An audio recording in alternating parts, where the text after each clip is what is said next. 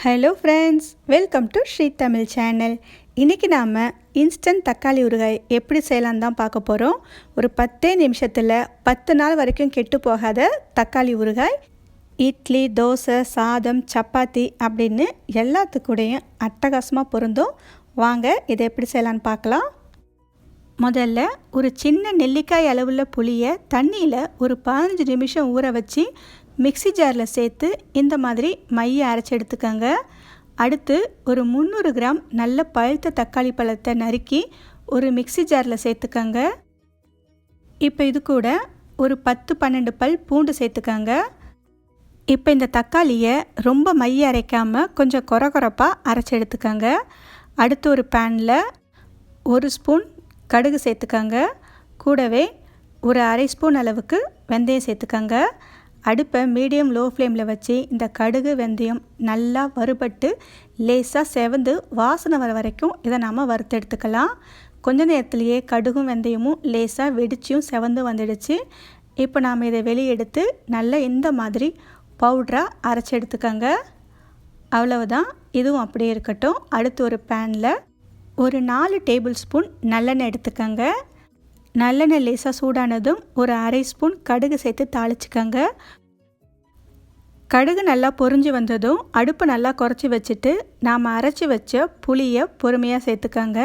இப்போ புளி சேர்த்து எண்ணெயிலேயே நல்லா இதோட பச்சை வாசனை போகிற வரைக்கும் நல்லா கலந்து விட்டுக்கோங்க. 1-2 நிமிஷத்துக்கு நல்லா கலந்தாலே புளியோட பச்சை வாசனை போயிடும்.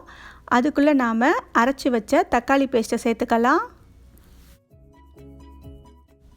தக்காளி பேஸ்ட்டை சேர்த்து ஒரு முறை நல்லா கலந்து விட்டுக்கோங்க. கூடவே ஒரு 1/4 ஸ்பூன் அளவுக்கு மஞ்சள் தூள் சேர்த்துக்கலாம். அடுத்து 1 ஸ்பூன் அளவுக்கு தனி மிளகாய் தூள் சேர்த்துக்கோங்க. கூடவே 2 ஸ்பூன் அளவுக்கு காஷ்மீரி மிளகாய் தூள், இது கலருக்காக சேர்த்துக்கிறோம். காஷ்மீரி மிளகாய் தூள் இல்லைன்னா தனி மிளகாய் தூளே 1/2 ஸ்பூன் சேர்த்துக்கோங்க. இப்போ இது எல்லாத்தையும் சேர்த்து ஒரு முறை நல்லா கலந்து விட்டுக்கோங்க. இப்போ இந்த ஊறுகாய்க்கு தேவையான அளவு கல்லுப்பு சேர்த்துக்கோங்க. உப்பு கொஞ்சம் குறைவாகவே சேர்த்துக்கோங்க, தேவைப்பட்டால் கடைசியில் கூட சேர்த்துக்கலாம். இப்போ அடுப்பை மீடியம் லோ ஃப்ளேமில் வச்சு தக்காளியோட பச்சை வாசனை போகிற வரைக்கும் இதை நல்லா கொதிக்க விடுங்க. இடையில அடி பிடிக்காமல் நல்லா ஒரு முறை அடியோடு கலந்து விட்டுக்கோங்க. கொஞ்ச நேரத்துலேயே தக்காளியோட பச்சை வாசனை போய் இந்த அளவுக்கு நமக்கு சுருங்கியும் வந்திருக்கும். இந்த சமயத்தில் நாம் அரைச்சி வச்ச வெந்தய கடுகு பொடியை சேர்த்துக்கலாம். கூடவே ஒரு அரை ஸ்பூன் அளவுக்கு பெருங்காயத்தூள் சேர்த்துக்கோங்க. 1 ஸ்பூன் அளவுக்கு வெல்லம் சேர்த்துக்கோங்க. இப்போ இதை ஒரு முறை நல்லா கலந்து விட்டுக்கோங்க. இந்த சமயத்தில் உப்பு சரியாக இருக்கான்னு செக் பண்ணி பார்த்துட்டு தேவைப்பட்டால் கொஞ்சம் சேர்த்துக்கோங்க.